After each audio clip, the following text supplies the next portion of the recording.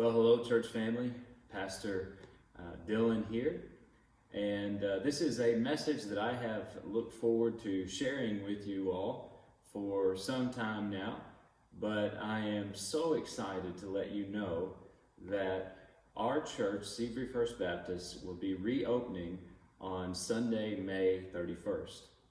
Now, something that you need to know is that our service, our worship service that we will have, is going to be quite different than usual for the near future. We will be having two worship services. We will have an 8:30 a.m. worship service, and we will also have a 10:30 a.m. worship service. And our reasoning for that is because we have capacity guidelines that we have to meet.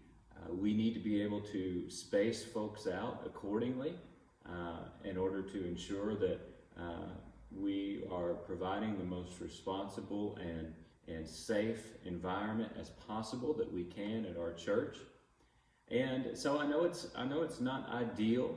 I wish that we could all be together in one worship service, but we're not there just yet. I want you to know that time will come, but we have to do this in a responsible manner. We have to do this in a very thoughtful manner, and we want to do this well. And so right now, we will just be having those two worship services. Now, we have sent a survey out with our newsletter to all of our membership, everyone we have on file, and we're asking you to fill that survey out and let us know if you do plan to attend on the 31st, which service you and your family would plan to attend, whether that be the 8:30 service or the 10:30 service. And that will just help us plan accordingly as we prepare for those services. And I also want you to know that as much as I hate it, we will not have Sunday school right now. We will not have our normal Sunday night Bible study, Wednesday night Bible study. Again, that day will come.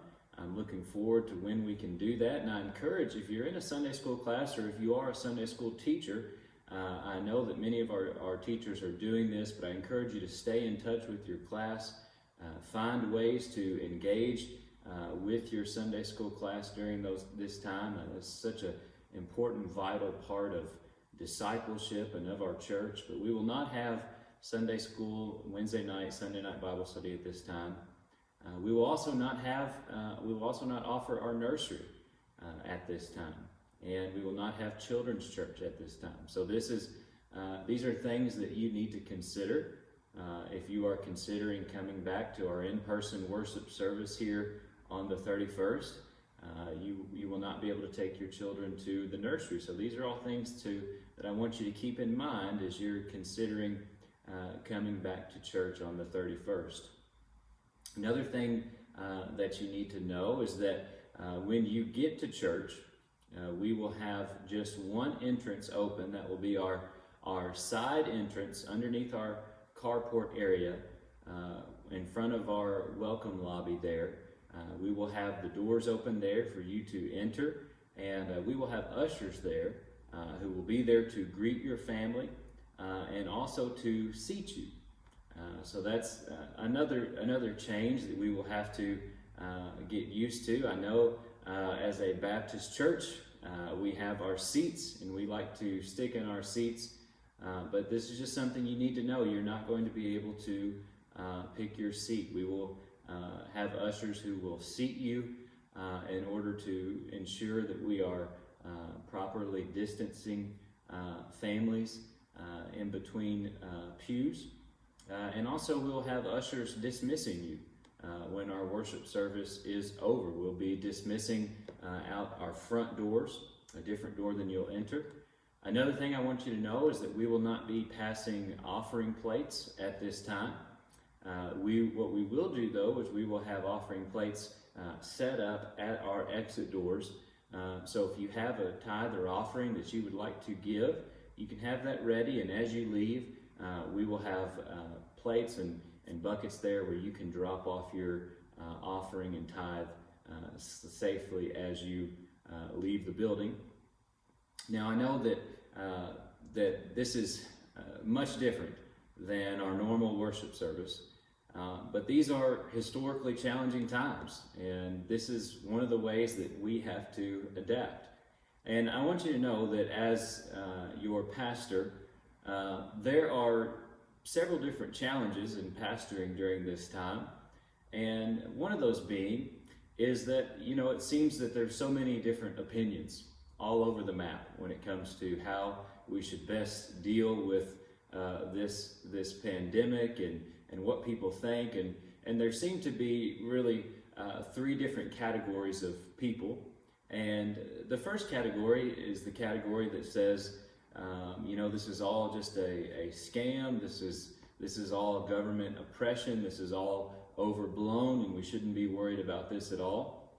And then there's another category of people who are absolutely terrified, and who are terrified of this virus and of getting the virus. And then I think there's a third group of people who are kind of in the middle. We're not completely terrified, but we also want to be responsible, and we also want to look out for those who are vulnerable. And I'm sure that in our church we have people who are in those three categories. You may have a very strong opinion about this pandemic, and you might find yourself in one of those three categories. But what I'm asking you is to come together for the sake of the gospel, and let's think about those who are vulnerable in our congregation. And I'm asking you, as a way to serve your church for the sake of the gospel, to help us ensure that we can maintain these guidelines, ensure that we can keep our membership safe, and ensure that we do this in a responsible way. As I said, the day will come, we will get there, when we can all be together and we can find some sense of normalcy again. And the first thing that I would love to do is to run up and hug all of you and shake your hand, but we can't do that just yet. But I want you to know that I am so grateful for this church. I am so blessed to be your pastor. This has been the strangest set of circumstances, coming in and preaching one Sunday and then having to shut all of our services down for a little over a month.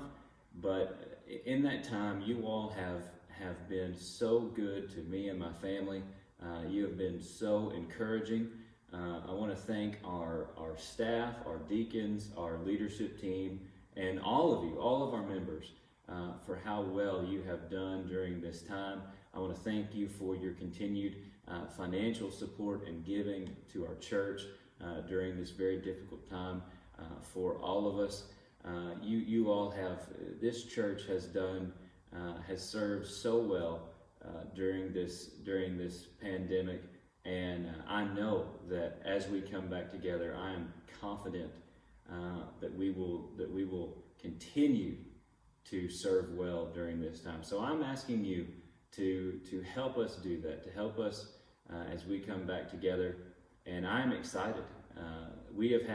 As we have continued our online outreach, we have had new people watch our services, and I'm sure that when we do find ourselves in some form of normalcy again, we're going to have new visitors who are coming in from our community who have watched our services online. I'm very excited about that.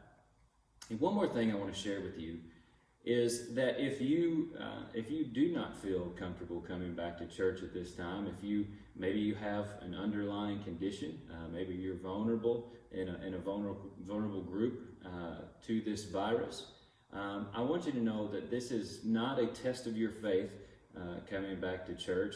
We're not going to think any less of you if you want to continue to worship online. We are going to continue to broadcast our 10:30 worship service live on our Facebook and YouTube channel. So if you are in one of those vulnerable groups, if you don't feel comfortable coming back, or maybe you have a family with a lot of small children, and with us not having a nursery right now, maybe it would present too great a challenge for you with the current restrictions that we have. But I want you to know that we're not going to think any less of you. It doesn't make you any less spiritual than the people who do choose to come back to church. But you feel free to continue to worship with us online. Again, thank you all so much. You have been so good to me, and I truly can't wait to see how the Lord blesses our church. If you have any questions or concerns about us reopening our church, you can contact us at the church office, and we will be posting more info as we get closer to that date, May 31st, in terms of how this will work practically if you do plan to come. But again, thank you all so much. I love this church, and I love you all, and I can't wait to see how the Lord blesses us.